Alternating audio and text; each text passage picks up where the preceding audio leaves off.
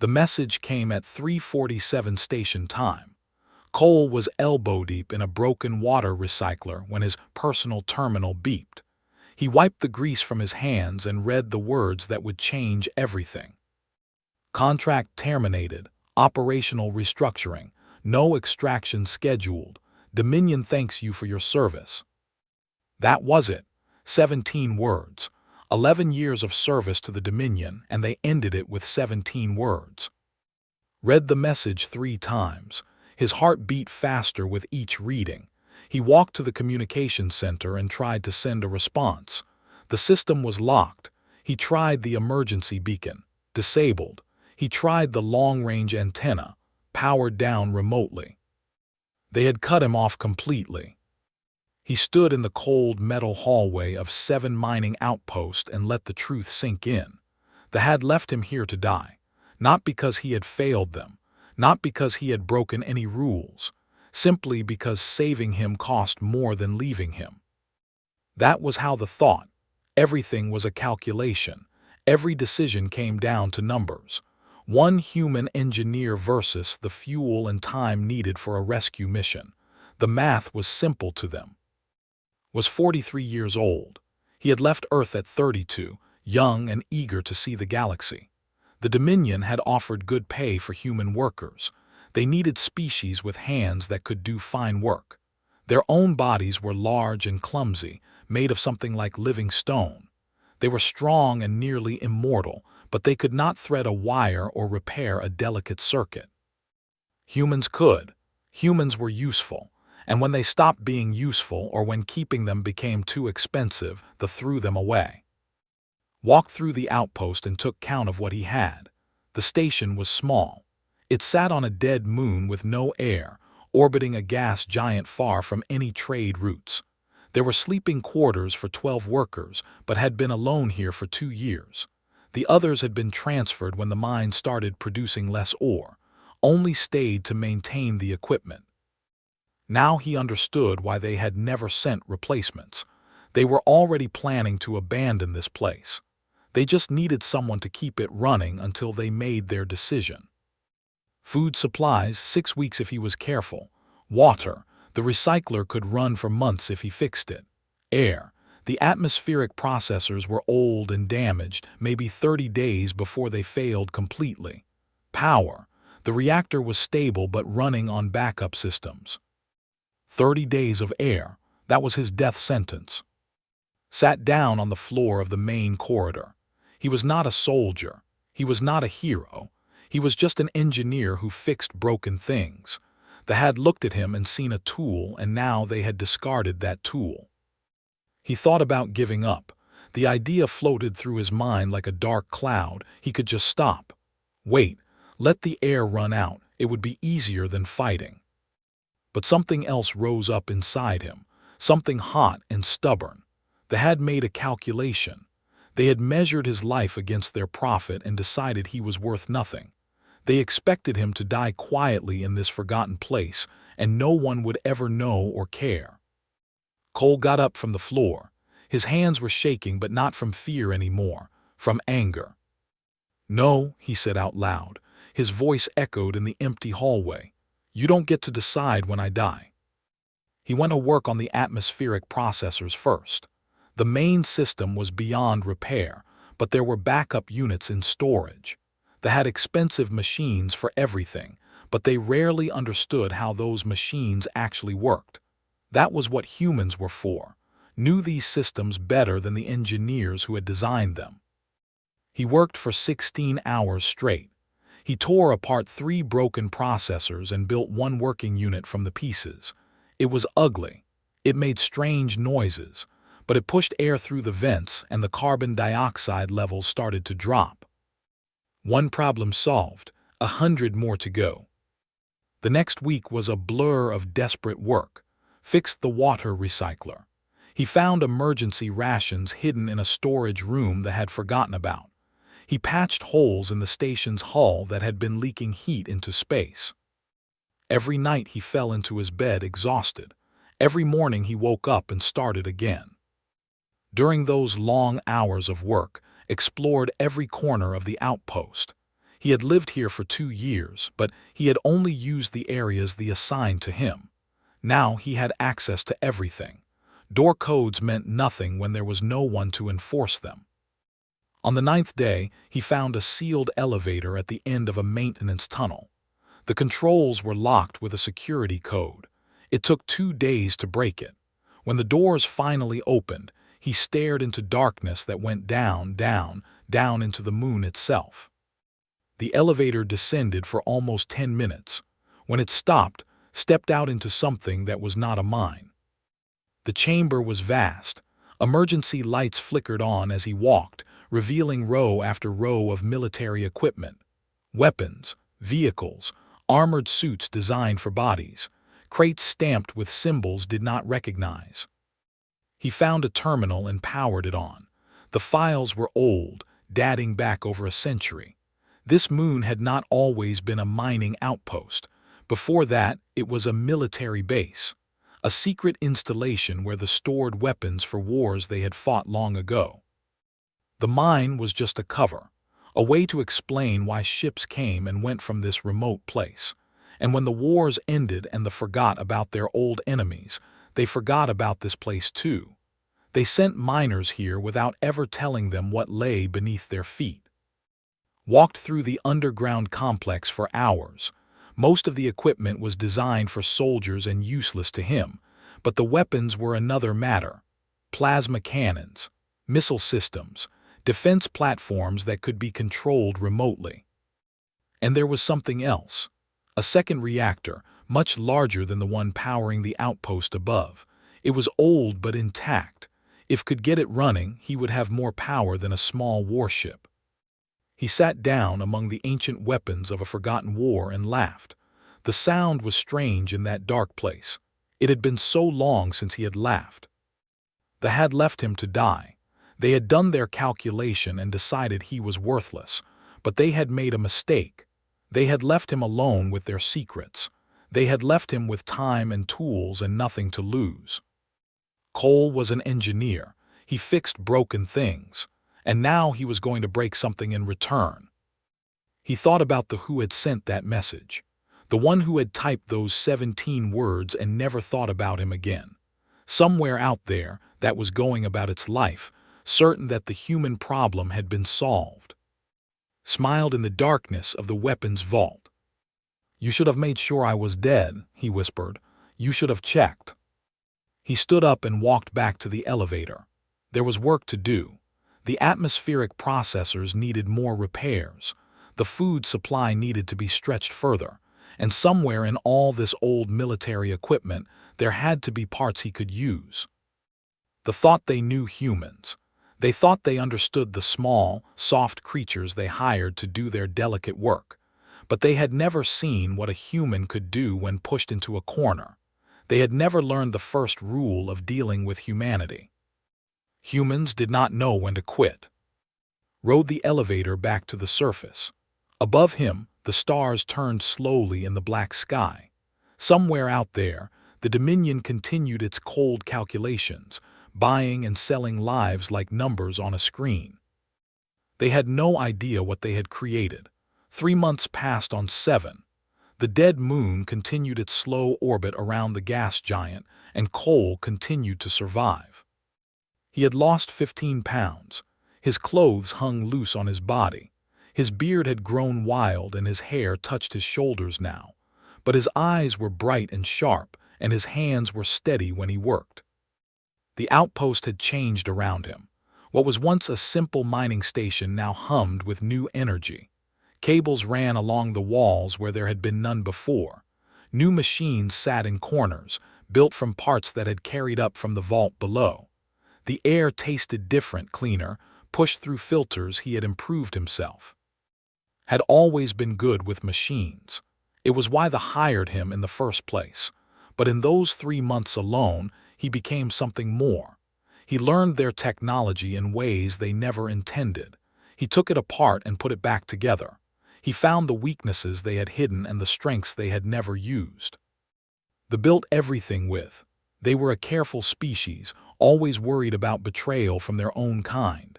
Every system had locks and codes and emergency shutdowns, but those safeguards were designed to stop thinking.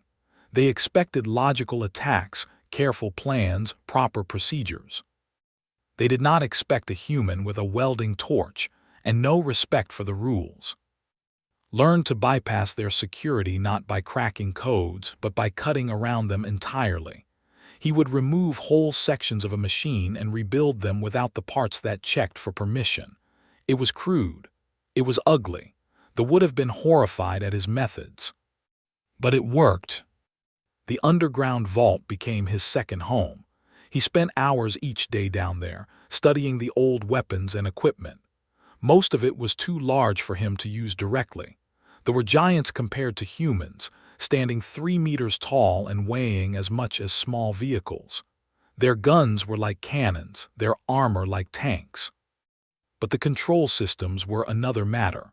They might have been large, but their computers were not. Found terminals that controlled the defense platforms. He found the network that linked all the automated systems together. And he found the thing that changed everything. A training archive. Thousands of files explaining how every weapon and system in the vault worked. They had stored complete instructions here, meant to help their soldiers learn to use the equipment. They never imagined that an enemy would find this place. They certainly never imagined that enemy would be a human engineer with unlimited time to study. Read everything. He watched training videos meant for eyes. He studied diagrams designed for minds. At first, it was overwhelming. The technology was advanced, the concepts strange. But humans had one advantage they never considered. They learned fast. What took a soldier a year to master, understood in weeks. Human brains were wired differently. They made connections that other species missed. They saw patterns where others saw only chaos. By the end of the 3rd month, knew more about the weapons in that vault than most commanders ever would. The reactor came online on day 93. Had worked on it for 6 weeks, replacing damaged parts with pieces from the mining equipment above. The reactors used plasma containment, a technology that humans had only dreamed about. But the basic principles were the same as human nuclear plants. Heat made steam. Steam turned turbines. Turbines made power. When the reactor hummed to life, the entire underground complex woke up with it. Lights flickered on in chambers that had been dark for a century. Screens glowed with status reports. Defense systems ran through automatic checks and found themselves ready. Stood at the master control terminal and watched the power readings climb. He now controlled enough energy to run a small city. The mining outpost above was nothing compared to what lay beneath. He started with the defense platforms. There were 12 of them, buried in the rock around the outpost. Each one held weapons that could destroy a ship in orbit.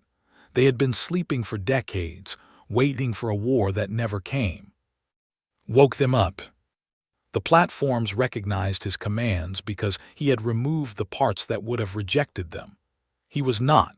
He did not have the proper codes, but the machines did not care about that anymore. They only knew that someone was giving orders and they were ready to obey. Next came the drones. The mining operation had used hundreds of automated machines to dig ore from the moon's crust. They were simple things, designed only to drill and carry rocks, but their bodies were strong, their systems were reliable and saw potential in them. He spent a month rebuilding the drones. He gave them new programming, new sensors, new purposes. The drilling arms became cutting tools. The cargo bays became bomb carriers. The simple machines that had once served the now served him. When he was finished, had an army. It was small, yes. It was crude compared to real military forces, but it was his and it would fight for him. The hardest part was the communication system. They had locked him out of long-range transmissions, and they had done it well. Every time thought he had found a way around their blocks, he hit another wall. But then he remembered something. The military base had its own communication array, separate from the mining outpost above. It was designed to survive if the surface installation was destroyed. It had its own power, its own antenna, its own codes.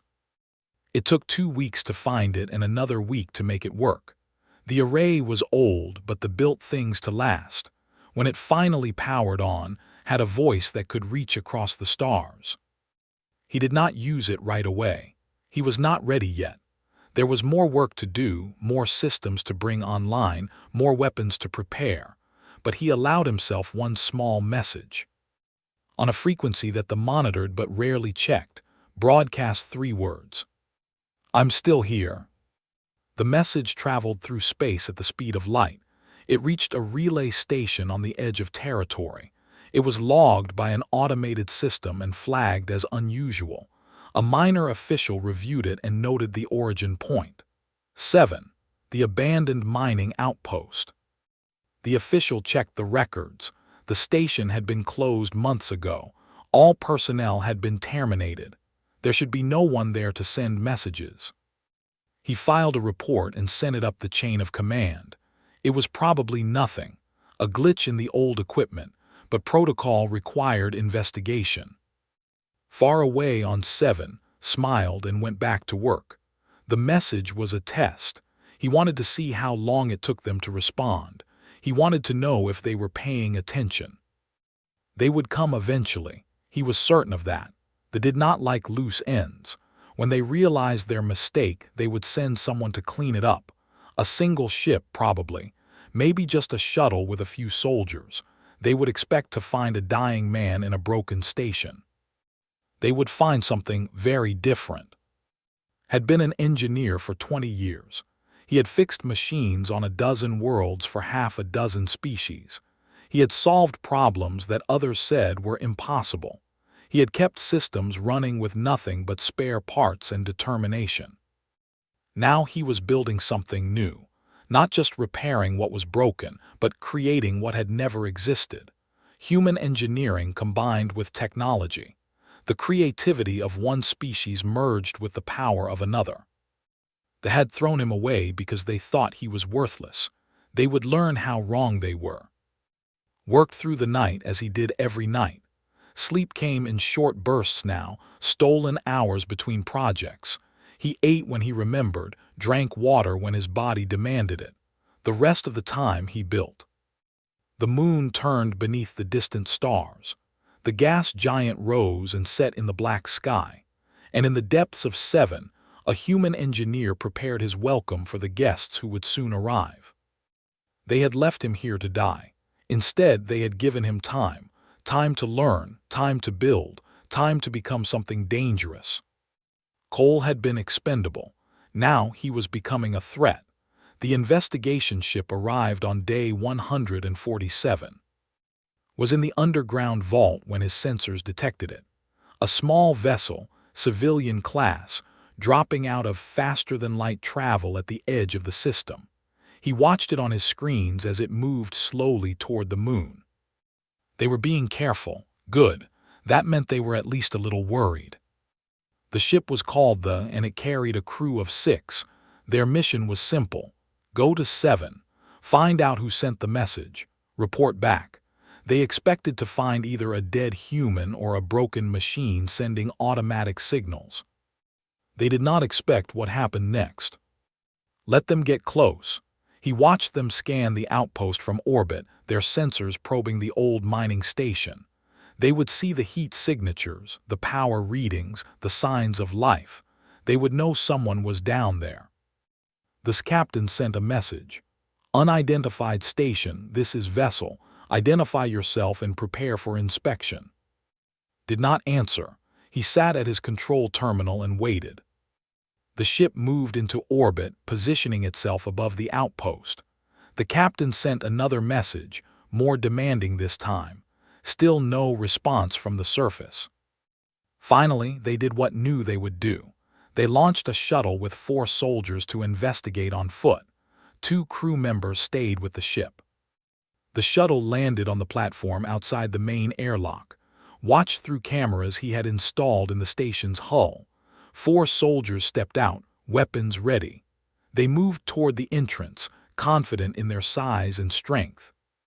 Activated the first defense platform. The plasma cannon rose from the rock 200 meters from the landing pad. It turned toward the shuttle, charged for half a second and fired. The shuttle vanished in a ball of white light. The soldiers spun around, shocked, raising their weapons toward a threat they could not see.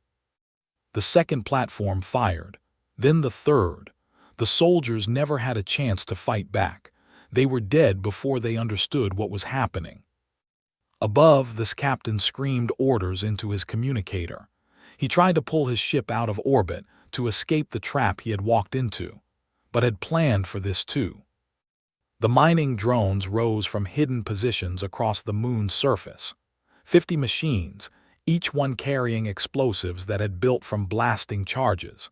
They flew toward the ship in a swarm, too many to shoot down, too fast to escape. The shields held against the first wave, and the second, but the third broke through, and the fourth finished what the third had started. The ship broke apart in orbit, its pieces falling slowly toward the moon below. Watched the debris scatter across the sky. He felt nothing. No guilt, no satisfaction, just cold acknowledgement of what he had done. 6 were dead. 6 beings who had come to investigate a message and found death instead.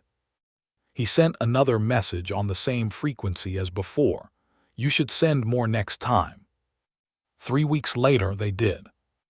The corvette was called the Iron Judgment. It was a military vessel, small but dangerous, carrying a crew of 30 and enough weapons to destroy a city. They were not being careful anymore. They were being aggressive. The ship dropped into the system fast and hard, broadcasting warnings and threats. Surrender immediately. Prepare to be boarded. Resistance will be met with lethal force. Had used the 3 weeks well. He had brought more platforms online. He had built more drones. He had improved his systems and learned from the first battle. The had been easy. The Iron Judgment would be harder. But not impossible. The corvette came in firing. Its weapons tore into the moon's surface, aiming for the defense platforms that had destroyed the investigation ship. The captain was smart. He had studied the reports. He knew what he was facing. Or he thought he did. Had moved the platforms. He had dug new positions and created false targets. The corvette's weapons hit empty rock and decoy systems while the real defenses waited in silence. When the ship moved into position for a ground assault, struck. The platforms fired from unexpected angles. Mining charges hidden in orbit drifted into the ship's path. The drone swarm attacked from below, rising from the moon's surface in a cloud of metal and explosives. The Iron Judgment fought back. Its guns filled space with plasma fire, destroying drones by the dozen. Its shields held against the platform attacks. The crew was trained and experienced. They did not panic. But had one advantage they did not expect. He was learning. Every shot they fired, every move they made, he watched and analyzed. The military had not changed their tactics in a century. They fought the same way they had always fought, and had read all their training files. He knew what they would do before they did it. The battle lasted 7 minutes. In the end, the Iron Judgment hung dead in orbit, its engines destroyed, its shields collapsed, its weapons silent. Half the crew was dead. The other half sent desperate signals calling for help. Let those signals go. He wanted them to hear them. He wanted them to know what had happened here. The survivors tried to escape in emergency pods. Let them go too. He was not interested in killing helpless enemies. He wanted to send a message, not commit a massacre. The pods drifted toward the edge of the system where a rescue ship would eventually find them. The survivors would tell their story. They would describe the human who had turned a dead moon into a death trap. They would warn others not to come. Return to his work. The battle had damaged some of his systems and used up many of his drones. He needed to rebuild, to improve, to prepare for what came next. Because he knew they would come again. They did not accept defeat. They did not forgive insults. They would send more ships, more soldiers, more weapons. They would keep coming until he was dead or until they learned that the cost was too high. intended to make sure the cost was very, very high. He spent the following months fortifying his position. The underground vault had more weapons than he could ever use, but they needed work. The old systems had to be updated. The ancient machines had to be connected to his control network. He built new drones, bigger and smarter than before. He expanded the defense grid to cover the entire moon. He created minefields in orbit, invisible traps waiting for ships that thought they were safe. And he went through the military archives, searching for secrets that they had forgotten they had. He found them. Deep in the database, hidden behind security so old that it had practically rotted away, discovered the plans for something called Project. It was a weapons system, designed near the end of this last Great War. A network of satellites that could work together to focus their energy into a single devastating beam. The system had never been completed. The war ended before it was ready. The plans were filed away and forgotten. But the parts were still here in the vault, waiting to be assembled. Smiled when he read the specifications. They had been so close to creating something terrible. They had given up too soon, distracted by politics and peace treaties. They had left the pieces lying in storage, never imagining that someone would find them. He started building immediately. It would take time. The system was complex, designed for engineers with resources, but had learned to work around such problems. He had become an expert at making technology do things it was never meant to do. The months passed, the moon turned, and in the depths of 7, a human engineer built a weapon that would shake an empire. He no longer thought about rescue. He no longer dreamed about going home. Cole had become something new, something strange. He was the guardian of a dead moon, the keeper of forgotten weapons, the ghost in the machine that they could not destroy. They had left him here to die. Instead, he had made himself immortal. When the weapon was ready, he would show them what that meant. The High Command met for the first time in 40 years. 12 ancient beings gathered in a chamber of black stone, their silicon bodies grinding against the floor as they moved. They were the rulers of the Dominion, the masters of 100 worlds, the commanders of the greatest military force in the sector. And they were afraid. The reports lay before them, 2 ships destroyed, dozens of soldiers dead, a mining outpost transformed into an impregnable fortress, all by a single human, a creature they had dismissed as weak and simple, a tool they had thrown away. "We must destroy him," said the High Admiral. "Send the Third Fleet, burn the moon to glass." "And what message does that send?" asked another commander. "That we need a fleet to kill one human, that we fear what he has become." The argument went on for hours. Some wanted overwhelming force. Others wanted negotiation. A few suggested simply leaving the human alone, pretending the problem did not exist. In the end, they reached a compromise. They would send 12 warships, led by the dreadnought Absolute Certainty. Enough force to destroy the outpost completely, but not so much that it looked like desperation. The orders went out. The ships gathered. And 18 months after Cole received his termination notice, they came to finish what they had started. Detected them 3 days before they arrived. His long-range sensors watched the fleet drop out of faster-than-light travel, then form up in attack formation. 12 ships, 3 heavy cruisers, 8 destroyers, and the massive dreadnought at the center. He had expected this. He had prepared for it. But seeing the fleet on his screens, counting the weapons pointed at his small moon, felt something he had not felt in months. Fear.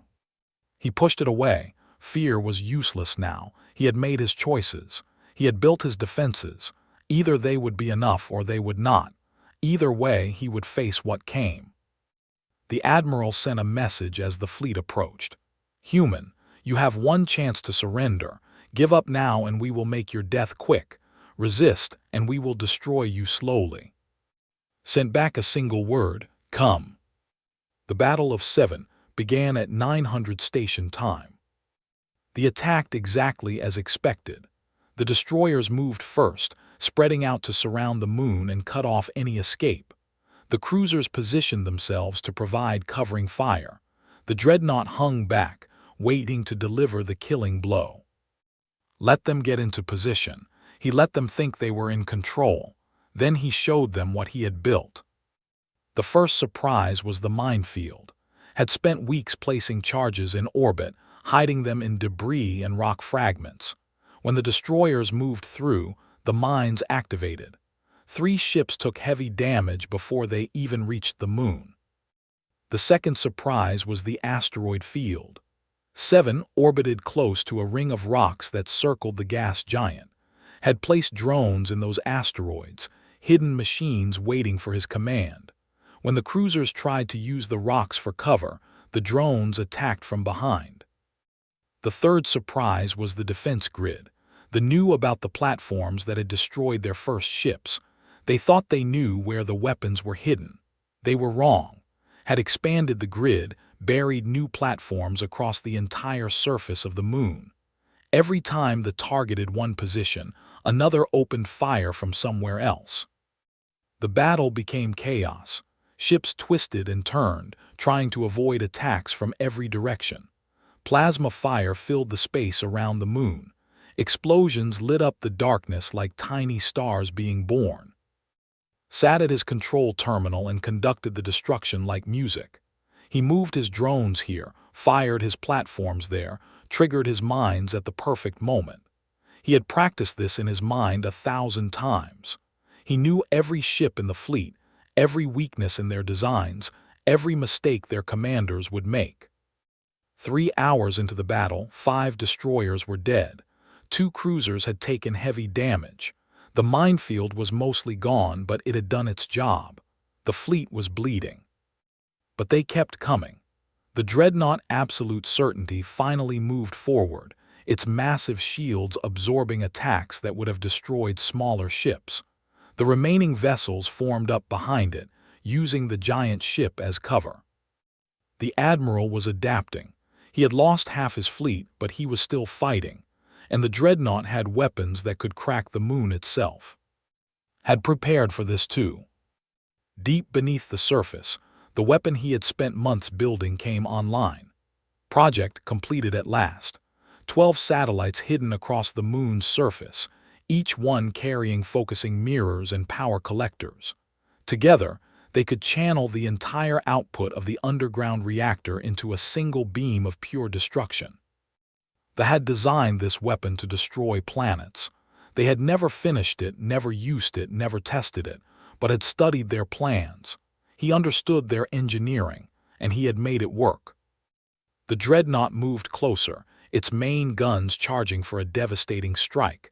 The admiral thought he had won. The humans' defenses were weakening. A few more minutes and the moon would be nothing but rubble.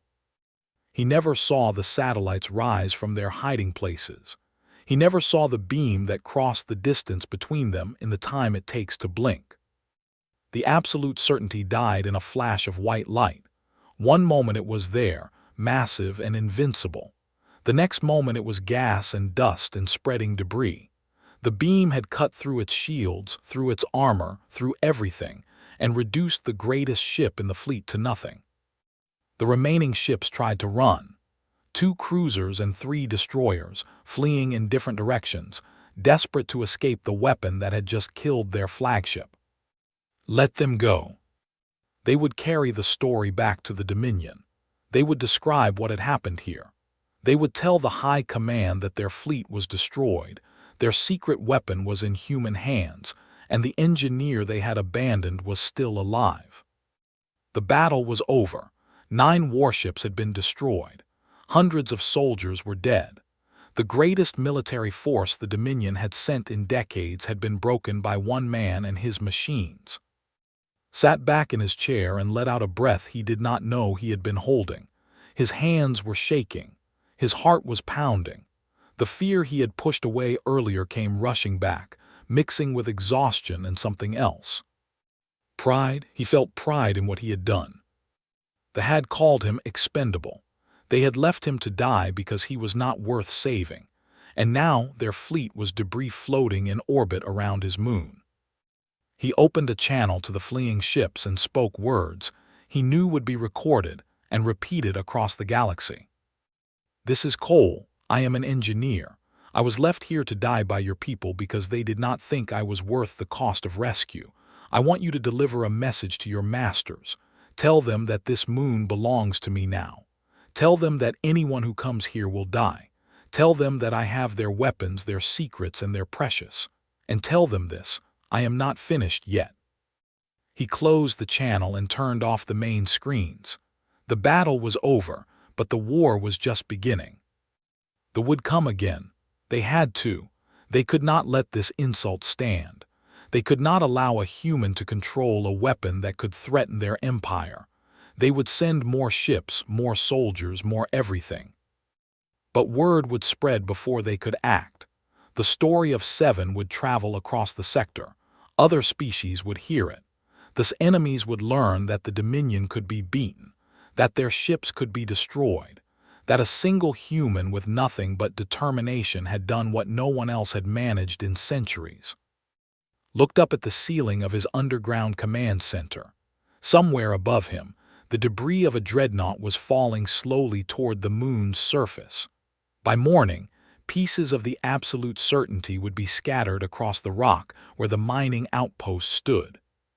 He would collect those pieces, he would study them, and he would use them to build something new. They had created this situation. They had turned coal into a weapon. Now they would face the consequences. He closed his eyes and allowed himself a moment of rest.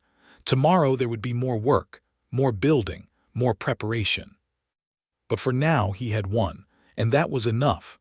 The story spread faster than light. Ships carried it from system to system. Traders whispered it in space stations. Soldiers repeated it in barracks. Within weeks, every corner of the galaxy had heard about the Battle of 7. A human, one single human engineer, left to die on a forgotten moon. He had he had killed a dreadnought with a weapon that themselves had built and forgotten. He was still alive, still waiting, still dangerous. They tried to deny it. They said the reports were exaggerated. They said the human had help. They said the fleet was destroyed by mechanical failure, not by enemy action. But the survivors told the truth, and the truth spread like fire. For the first time in living memory, people stopped being afraid of the Dominion. The first ship arrived at 6 weeks after the battle. It was small, barely larger than a shuttle, and it came in slowly with all its weapons powered down.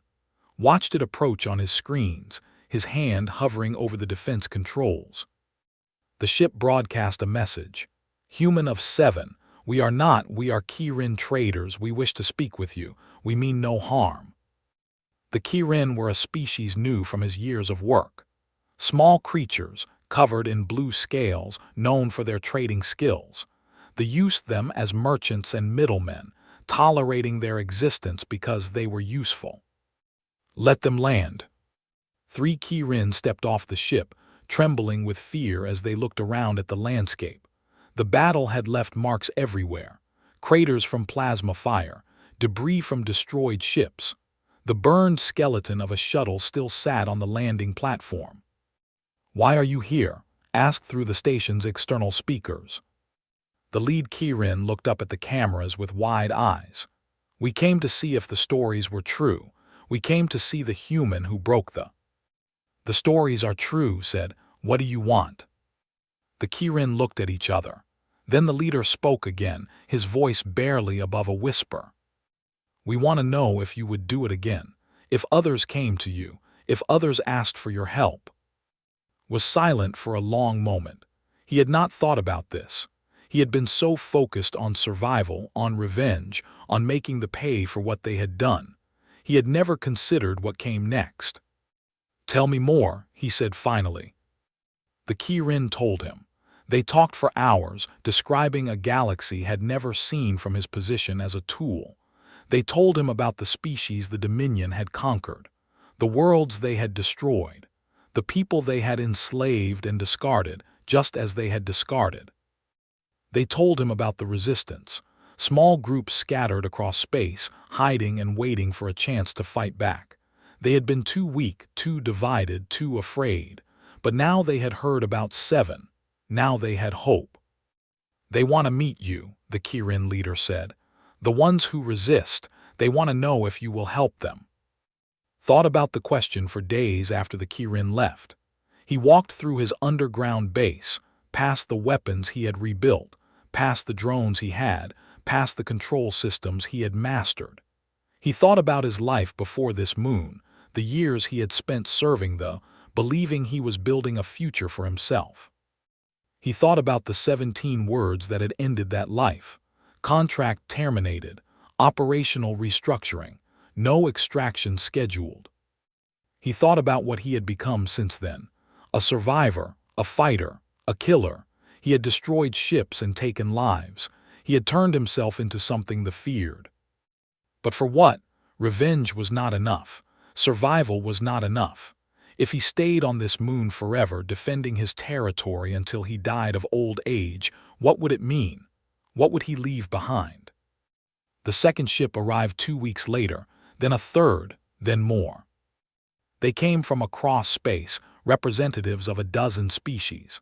The Kirin traders, the engineers, brilliant builders who had been forced into servitude. The warriors, their fighting spirit crushed by centuries of control.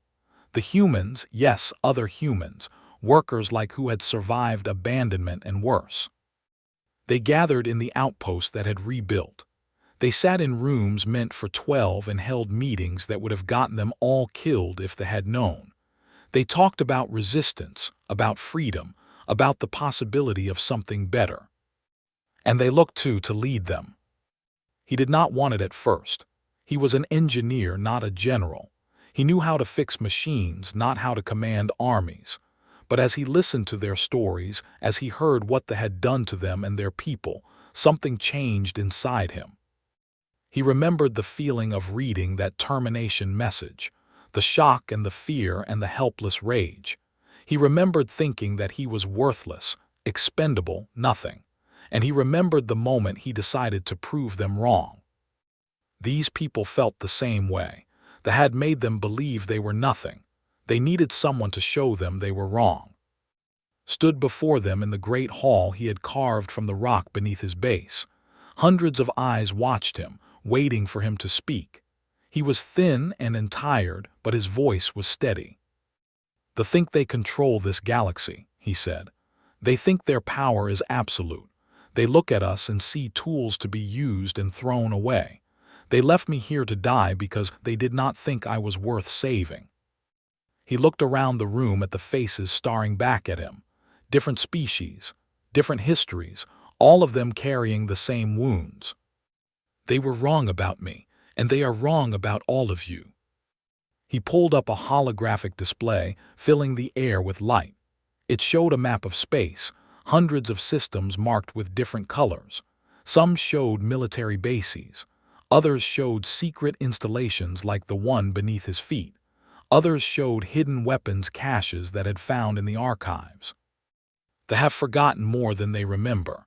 They built weapons and abandoned them. They conquered worlds and ignored them. They threw away people like us because they thought we did not matter. He zoomed in on the map, highlighting dozens of locations. These are the places they have forgotten. Bases like this one, full of weapons and technology they never used. I have the locations. I have the access codes. I know how to make their machines work for us instead of them. The room was silent. Every eye was fixed on the glowing map. They made a calculation when they left me to die. They decided I was expendable. They did not think about what might happen if I survived. They did not imagine that their abandoned tool might become their greatest enemy. Looked at the faces before him.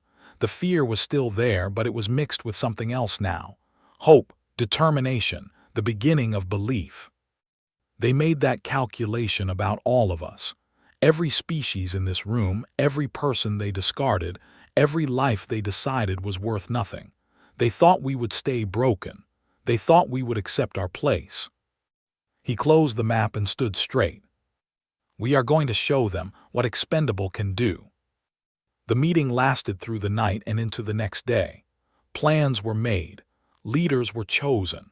The scattered groups of resistance began to form into something larger, something united, something that could finally challenge the Dominion. Watched it happen around him. He had started this alone, a single human on a dead moon with nothing but spite and determination. Now he was part of something bigger. He had become a symbol, a story that others could believe in. He did not know if they would win. They were still powerful, still dangerous, still in control of most of the galaxy. The road ahead would be long and bloody. Many of the people in this room would not live to see its end. But they would fight. That was what mattered. They would stand up and refuse to accept what they had decided for them. They would show the galaxy that the Dominion could be challenged, could be hurt, could be defeated. And it had all started with one engineer who refused to die.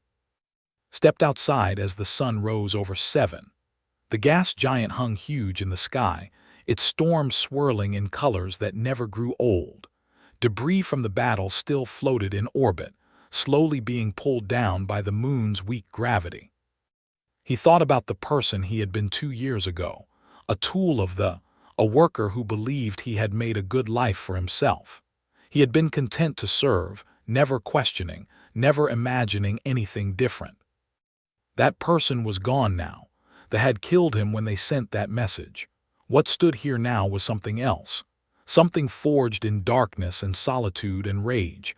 Something that would not stop until the debt was paid. The stars faded as the sky grew bright. Somewhere out there they were gathering their strength, preparing to strike back. Somewhere out there, the resistance was spreading, growing stronger with every ship that arrived at this forgotten moon. The war was just beginning. The real battle had not even started. But for the first time in a long time, Cole felt something like peace. He had been left here to die. Instead, he had found a purpose worth living for. He turned and walked back inside. There was work to do.